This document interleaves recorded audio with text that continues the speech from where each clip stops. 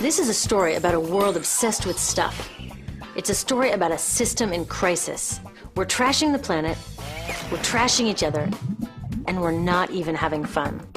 The good thing is that when we start to understand the system, we start to see lots of places to step in and turn these problems into solutions.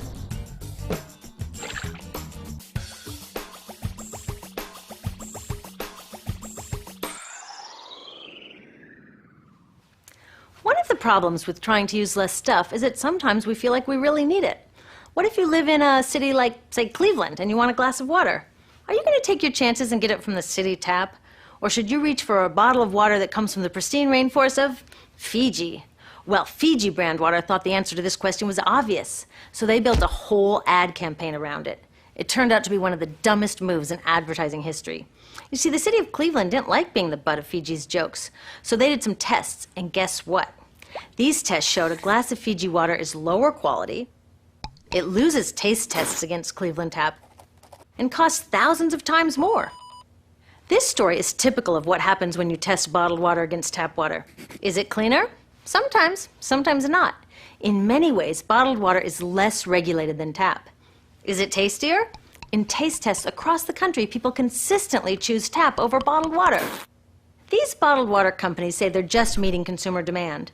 But who would demand a less sustainable, less tasty, way more expensive product, especially one you can get for almost free in your kitchen?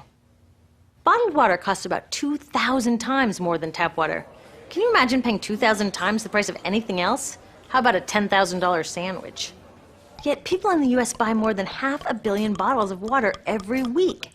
That is enough to circle the globe more than 5 times. How did this come to be? Well, it all goes back to how our materials economy works, and one of its key drivers, which is known as manufactured demand. If companies want to keep growing, they have to keep selling more and more stuff. In the 1970s, giant soft drink companies got worried as they saw their growth projections starting to level off. There's only so much soda a person can drink. Plus, it wouldn't be long before people began realizing that soda is not that healthy and turned back to, gasp, drinking tap water. Well, the companies found their next big idea in a silly designer product that most people laughed off as a passing yuppie fad.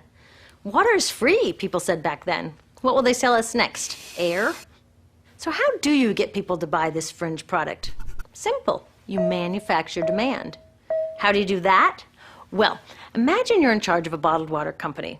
Since people aren't lining up to trade their hard-earned money for your unnecessary product, you make them feel scared and insecure if they don't have it. And that's exactly what the bottled water industry did. One of their first marketing tactics was to scare people about tap water with ads like Fiji's Cleveland campaign. When we're done, one top water executive said, tap water will be relegated to showers and washing dishes. Next, you hide the reality of your product behind images of pure fantasy. Have you ever noticed how bottled water tries to seduce us with pictures of mountain streams and pristine nature? But guess where 1/3 of all bottled water in the US actually comes from? The tap. Pepsi's Aquafina and Coke's Dasani are 2 of the many brands that are really filtered tap water. But the pristine nature lie goes much deeper. In a recent full-page ad, Nestle said, bottled water is the most environmentally responsible consumer product in the world. What? They are trashing the environment all along the product's life cycle. Exactly how is that environmentally responsible?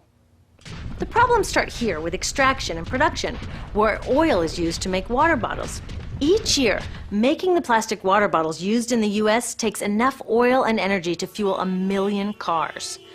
All that energy spent to make the bottle, even more to ship it around the planet, and then we drink it in about 2 minutes? That brings us to the big problem at the other end of the life cycle, disposal. What happens to all these bottles when we're done? 80% end up in landfills, where they will sit for thousands of years, or in incinerators, where they are burned, releasing toxic pollution. The rest gets collected for recycling. I was curious about where the plastic bottles that I put in the recycling bins go. I found out that shiploads were being sent to India, so I went there. I will never forget riding over a hill outside Madras, where I came face to face with a mountain of plastic bottles from California. Now, real recycling would turn these bottles back into bottles. But that wasn't what was happening here. Instead, these bottles were slated to be downcycled, which means turning them into lower quality products that would just be chucked later. The parts that couldn't be downcycled were thrown away there, shipped all the way to India just to be dumped in someone else's backyard. If bottled water companies want to use mountains on their labels, it would be more accurate to show one of these mountains of plastic waste. Scaring us, seducing us, and misleading us. These strategies are all core parts of manufacturing demand.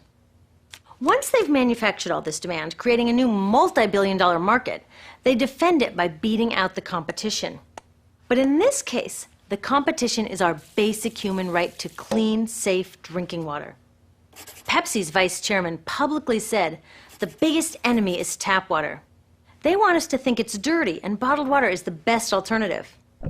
In many places, public water is polluted, thanks to polluting industries like the plastic bottle industry.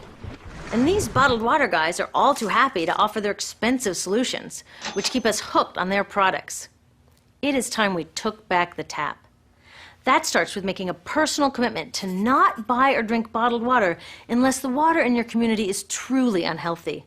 Yes, it takes a bit of foresight to grab a reusable bottle on the way out, but I think we can handle it. Then take the next step. Join a campaign that's working for real solutions, like demanding investment in clean tap water for all. In the US, tap water is underfunded by $24 billion, partly because people believe drinking water only comes from a bottle. Around the world, 1 billion people don't have access to clean water right now. Yet cities all over are spending millions of dollars to deal with all the plastic bottles we throw out. What if that money was spent improving our water systems, or better yet, preventing pollution to begin with? There are many more things we can do to solve this problem. Lobby your city officials to bring back drinking fountains. Work to ban the purchase of bottled water by your school, your organization, or entire city. This is a huge opportunity for millions of people to wake up and protect our wallets, our health, and the planet. The good news is it's already started. Bottled water sales have begun to drop while business is booming for safe, refillable water bottles. Yay! Restaurants are proudly serving tap, and people are choosing to pocket the hundreds or thousands of dollars they would otherwise be wasting on bottled water. Carrying bottled water is on its way to being as cool as smoking while pregnant. We know better now. The bottled water industry is getting worried because the jig is up. We are not buying into their manufactured demand anymore. We will choose our own demands, thank you very much, and we're demanding clean, safe water for all.